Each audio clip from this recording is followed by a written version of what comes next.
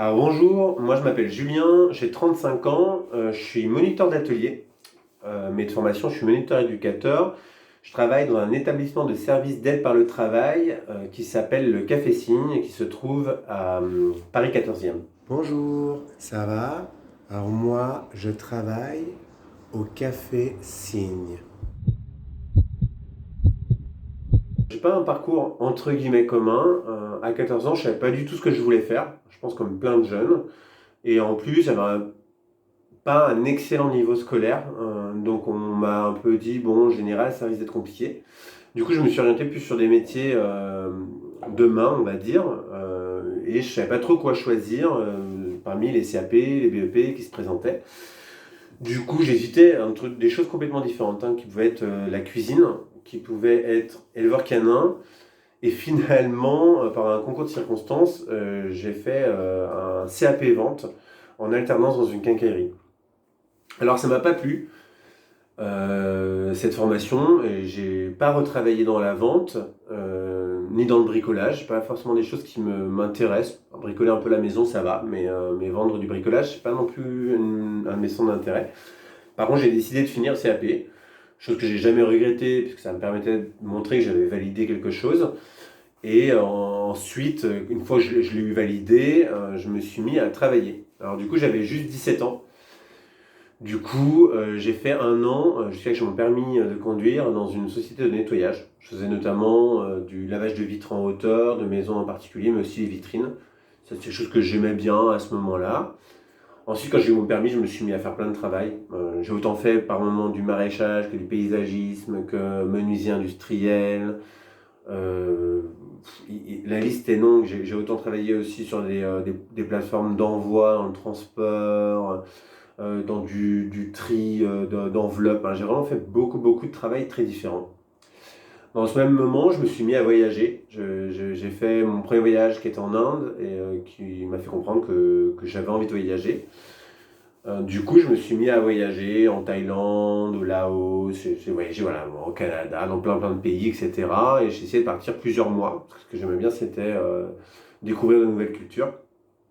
C'est vraiment mon voyage au Laos où j'ai commencé avec une amie que je m'étais faite à animer en fait des ateliers de cirque dans les villages avec les enfants. Que je me suis aperçu que vraiment j'aimais bien ça, le côté pédagogique, le côté animation. Donc quand je suis rentré, j'ai commencé à me lancer dans l'animation populaire. Animateur de colo, j'animais des classes vertes, du périscolaire, enfin tout ce que je trouvais, je me mettais à le faire. Je me suis assez vite rendu compte que ce que j'aimais bien aussi, c'était accompagner notamment des enfants qui avaient soit des problèmes sociaux, soit qui étaient en situation de handicap. Du coup, c'est vraiment quelque chose qui m'a plu. Et là, je me suis mis un peu à chercher. Alors, je regardais les BPGEPS, qui sont des formations diplômantes donc au niveau de l'animation, où il n'y a pas besoin d'avoir le bac. Et puis, toutes les métiers autour du travail social, j'avais l'impression que c'était un peu inaccessible sur les choses que je voulais. Et là, j'ai ma petite sœur, une discussion qui me dit, mais si, qui elle était intéressée de faire éduc, tu peux faire éducateur spécialisé, tu peux faire moniteur éducateur et tu dois faire un petit écrit et si tu le réussis, tu as le droit de faire le concours. Du coup, voilà, je me suis lancé, je me suis inscrit, j'ai commencé à me faire des expériences en envoyant plein de lettres. Alors ça, c'est toujours la candidature spontanée, c'est une des grandes choses de ma vie. J'envoie. On veut faire quelque chose, on cherche sur Internet, d'associations, d'institutions, d'entreprises qui font la chose et on propose ces services. Et là, j'en ai envoyé à plein. J'ai commencé à travailler avec des enfants en situation de handicap, des adultes. Je suis parti en vacances adaptées. Donc, on part avec un groupe pendant 10 jours. On les emmène au bord de la mer avec des personnes en situation de handicap. Je me suis mis à faire plein de choses. Jusqu'à un beau jour, sur toutes les demandes que j'avais demandées, il y a un centre d'éducation motrice. Donc, c'est un lieu qui travaillait avec des enfants de 3 à 12 ans qui ont des problèmes moteurs et aussi quelquefois des troubles associés, on va dire, donc des déficiences, des problèmes de l'apprentissage. Et du coup, je me suis mis à être éducateur à cet endroit-là. Et ils m'ont proposé ensuite d'être en alternance, donc j'ai réussi le concours, et puis j'ai fait mes études de moniteur éducateur en alternance. Ensuite, j'ai pu travailler donc dans plein de structures jusqu'où je suis aujourd'hui. Le matin, on ouvre à 8 heures. On a les autres personnes de l'ESAT qui sont des gens aussi voilà, du même ESAT, donc de cette même entreprise adaptée, et qui viennent boire le café. Donc c'est le moment où moi là je travaille encore seul, là, pendant jusqu'à 8h30, j'ai 30 minutes, on papote, on signe, hein, parce que du coup le café signe, ça s'adresse à des personnes malentendantes ou sourdes. Donc, on signe, on rigole, quand je sens qu'il y en a qui sont tendus, je détends un petit peu, on papote, et moi je fais des cafés. À 8h30, il arrive deux personnes avec qui je travaille, qu'on accompagne, qui sont deux personnes sourdes.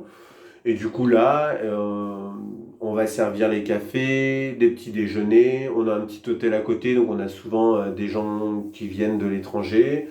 Donc je me sers de différentes langues que je sais parler.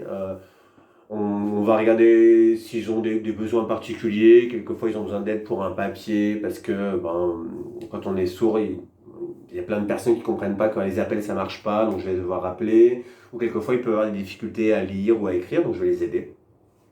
Donc le matin se rythme assez comme ça, il y a plein de choses différentes qui se passent. Du coup, le café signe, le midi on sert un repas, on a un chef, on a des gens qui travaillent en cuisine. Du coup là c'est vraiment un service où moi en tant que moniteur d'atelier, je vais permettre le lien quand il y en a besoin entre le client entendant et la personne sourde qui est en train de servir. C'est aussi un lieu hyper convivial, on a plein de gens qui viennent, d'autres associations, plein de clients du quartier. C'est un moment où je vais les aider à se former à leur travail aussi, voilà, sur comment on se présente, comment on prend une commande. En ce moment, on est en train de mettre par exemple les prises de commande électroniques, donc leur expliquer comment ça se prend, comment ça se fait. Voilà. Donc on est vraiment en train d'essayer de leur apprendre un métier pour, pourquoi pas, si c'est possible, être un tremplin vers un travail dans une entreprise dite ordinaire. Ensuite, l'après-midi, c'est les petits coups à boire, les petites activités. Quelquefois, on va faire des jeux de société ensemble s'il n'y a pas beaucoup de monde. S'il y a beaucoup de travail, on va faire le service. C'est vraiment un lieu familial, donc on va discuter. On a aussi, je dirais, 10% des personnes qui viennent qui sont des personnes sourdes. Donc on va aussi papeter. Sur toute la journée, on va prendre les commandes. Voilà, on gère le bar, le nettoyer. Voilà, je vais faire attention que chacun fasse ce qu'il a à faire. Derrière tout ça, en fait, on va travailler beaucoup de choses et des projets personnalisés pour ces personnes. Pour leur permettre de s'épanouir dans ce travail, voir si ça leur convient, et puis voilà, un tremplin pour leur futur. Alors, meilleur souvenir, je dirais que là, le dernier, dans ce boulot-là, ça fait 2 ans où je suis, le dernier bon souvenir que j'ai, c'est la fête de l'été, l'année dernière. Alors, j'ai plein de bons souvenirs, mais là, c'était vraiment où on a fait une super fête. Il y a beaucoup de personnes qu'on connaissait qui est venue. Il y a eu une personne qui fait des livres en langue des signes qui est venue. On a eu une autre personne, Victor Abou, donc, qui fait une émission aussi sur la 5 qui s'appelle L'œil et la main, qui est venu pour présenter son livre. On a eu un groupe où il y a du chant-signe, donc il y a de la musique et en même temps il y a des gens qui signent toutes les chansons. Il y a eu de la fête, il y a eu beaucoup de rires, beaucoup d'émotions. C'est vrai que c'était vraiment une soirée super sympa. Il y avait 45 personnes de l'établissement qui était là. C'est vraiment un excellent souvenir. Les gens dansaient, les gens s'amusaient, nous on servait les gens, il y avait vraiment une super ambiance, donc un moment de travail vraiment agréable, où on sent que voilà, c'est des jours un peu extraordinaires et je trouve qu'il a vraiment bien marché, on nous en reparle encore aujourd'hui.